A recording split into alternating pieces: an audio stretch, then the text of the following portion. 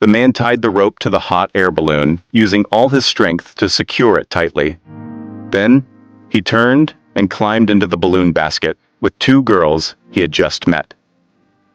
As the balloon drifted higher and higher from the ground, one of the girls suddenly noticed something was wrong. When she voiced her concern, the companions were immediately shocked. The man next to her looked at the man in surprise and said, "Don't look at me. The rope is tied tightly." However, the man had not tied the other end of the rope to the basket, causing the balloon to ascend uncontrollably. A disagreement arose between the two, but at that moment, the girl suddenly saw a terrifying scene. The balloon was slowly drifting towards the blades of a wind turbine. They realized that if the balloon wasn't stopped, the turbine blades, resembling a meat grinder, might tear them to pieces.